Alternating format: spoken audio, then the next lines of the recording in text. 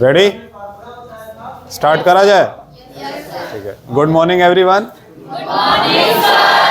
So today we are going to start the topic we have parts of speech is noun and accident. मतलब ये है बेटा कि आज हम लोग वोकैबुलरी के सेशन को पढ़ेंगे.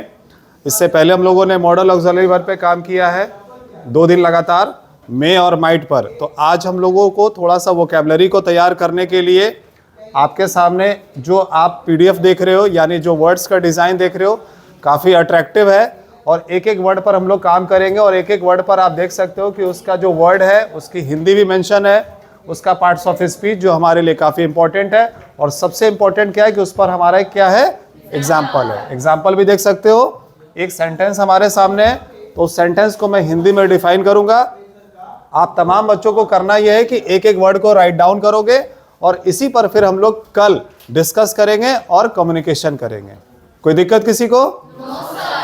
So let's start to define. The first word is that, okay, the first word is that accident.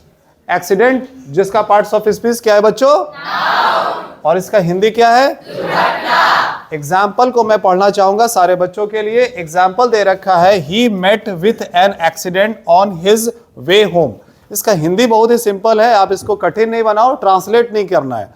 इसका तरीका ये होता है कि कोई भी सेंटेंस को जब हम लोग पढ़ते हैं इंग्लिश में तो बच्चे उसको ट्रांसलेट करने लगते हैं, तो ट्रांसलेट में उसका सेंस पूरा बदल जाएगा. ये बहुत इंपॉर्टेंट बात को याद रखना, क्योंकि ट्रांसलेशन तो आप बना सकते हैं, हम जानते हैं, लेकिन यहाँ पर इस सेंटेंस का मतलब समझना होगा. ही मेट, वह मिला. मीट का सेकंड फॉर्म क्या होता है?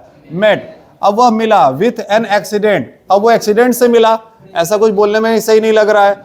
यानी ये जैसे क्या होता है कि व्यक्ति की जब दुर्घटना हो जाती है तो नहीं कहता है कि यार मैं किसी भूत से मिला, प्रेत से मिला या उनसे मिला, तो उसकी मुलाकात ही हो गई किससे? एक्सीडेंट से.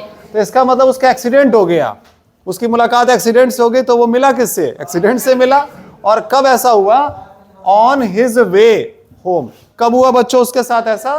जब वो कहाँ जा रहा था? बिल्कुल करेक्ट. अब इसमें कोई ग्रामेटिकली चीज को देखना है हम लोग को? नहीं, सिर्फ सेंटेंस समझ में आ गया कि सर सेंटेंस हमारा क्या है. अब ये सेंटेंस क्लियर हो गया. तो कम्युनिकेशन के लिए, अंग्रेजी बोलने के लिए सिंपल बोल सकते हो कि he met with an accident on his way home. यानी घर जाते समय उस व्यक्ति की क्या हो गई? दुर्घटना हो गई. कोई दिक्कत किसी को?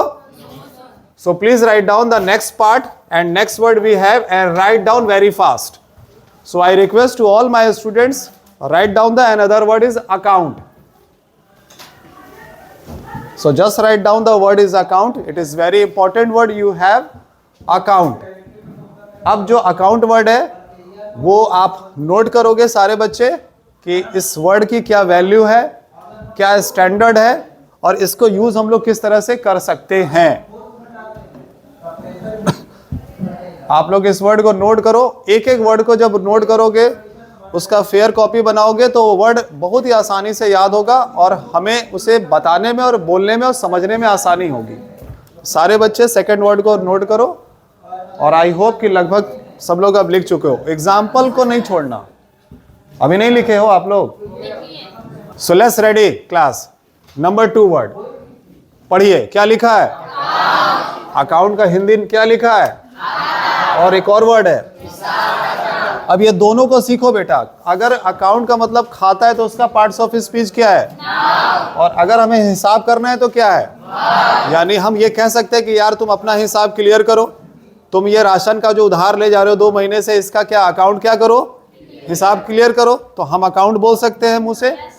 प्लस हम बैंक में अकाउंट खुलवाते हैं अपना.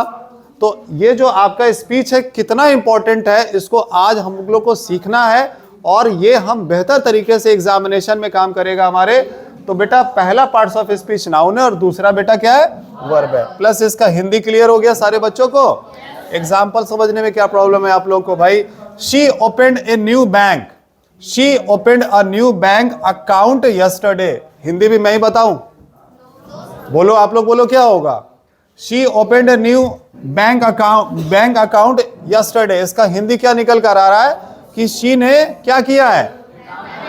एक नया अकाउंट ओपन किया है. कब किया है? यस्टरडे दिया है ना यहाँ पे. और अगर हम थोड़ा सा ग्रामेटिकल बात करें और टेंस की बात करें तो कोई बता सकता है मुझे इस क्लास में, सर ये कौन सा स्ट्रक्चर है? Past indefinite, subject plus V2 plus, हो गया क्लियर? चलिए लेट्स स्टार्ट टू नंबर 3। अब और कॉन्फिडेंस बढ़ेगा क्योंकि वो वर्ड का साउंड क्या है, बोलो? Very good, accuse. अब अक्यूज का पार्ट्स ऑफ स्पीच बेटा क्या है, वर्ब। अब इसका जो हिंदी निकल कर आ रहा है वो है आरोप लगाना। 24 घंटे में ये वर्ड यूज करते हैं हम लोग, एक दूसरे पर आरोप ही लगाते रहते हैं कि यार तुम सही हो हम सही है, तो इसका हिंदी है आरोप लगाना। ठीक है, अब ये आरोप लगाना जो शब्द है इसका एक छोटा सा सेंटेंस देख लीजिए। आपके घर में या फैमिली में या हर जगह या दोस्तों में सेंटेंस यूज हो सकता है कि ही was accused of stealing money. Repeat my sentence class. किसी से हम पूछेंगे, आप घबराइए नहीं, टेंशन ना लीजिए, मैं बार बार बोल रहा हूं, ट्रांसलेट नहीं करेगा कोई। He was accused of stealing money, ready रहिएगा। He was accused of stealing money. Please आप खड़े होइए, हाँ खड़े होइए। इसका हिंदी बताइए, क्या समझ में आया? बिल्कुल करेक्ट, क्लैपिंग फॉर हर।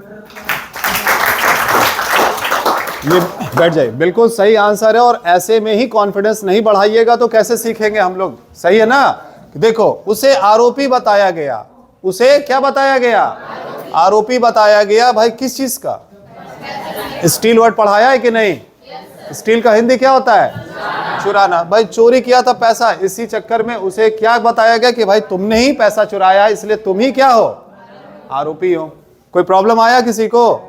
तो बिन बादल बरसात क्यों की होते दिन से कि सर ये है वो है, इजीली मैं दे दूंगा, बस थोड़ा सा रेगुलर इसीलिए ना आए आप कि चलो तुम लोग के मन में नेगेटिव से पॉजिटिव आ जाए कि सर क्लास नहीं लेने आ रहे हैं आप। चलो अब सीखो, जल्दी से बढ़ो। लिखो नंबर 4। अब